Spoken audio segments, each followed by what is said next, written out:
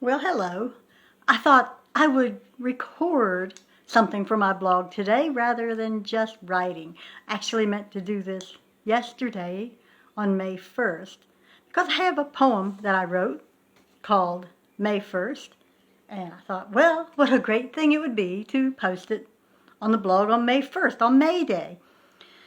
But I got busy with a whole lot of other things, working on furniture and transplanting plants, and you know how it goes. And I'm not the best with technology, so I thought, well, put it off and maybe try playing with it this morning. So we will see how this goes. Well, first I thought I'd read you this poem called May 1st. Gather nuts and hawthorn branches, build a fire, pick a posy, dance with ribbons round the pole, wash your face in the morning dew. The first of summer has opened its eyes, the world is fresh and new a-borning. It's May, the birds all sing, and the lark flies high this morning. I don't know if you got out and washed your face in the morning dew yesterday.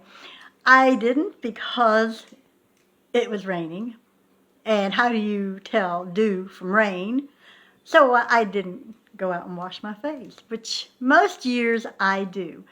The day did turn beautiful yesterday, though, and the rain clouds cleared off and became a fairly nice day, though everything is still far too wet to plant a garden. Now, the other day on the blog, I wrote about a garden I had as a child. I called it the redbud garden because the redbud tree was in that garden.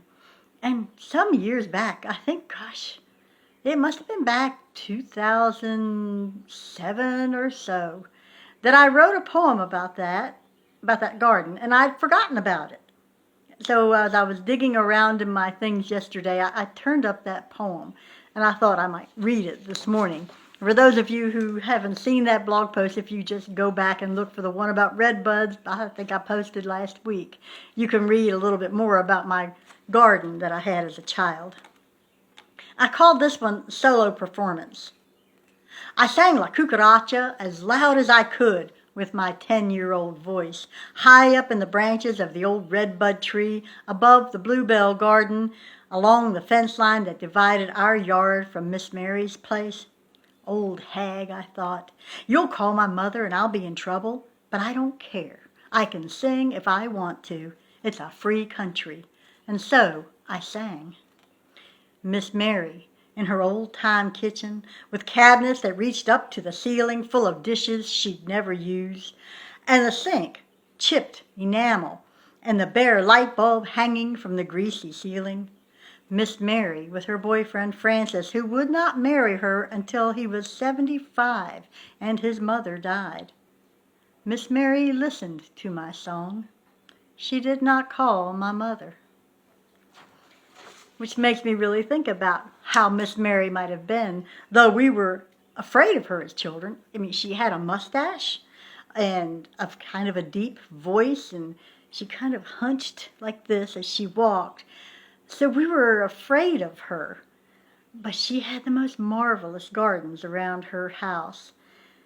Well, I have to admit, I didn't really like her. I was afraid of her.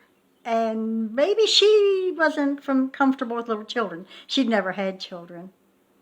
But I think back now about how when we would get up in that tree and sing at our top of our lungs, and she never told on us. She never called Mom and told her what we were doing. So she must have had a really kind heart.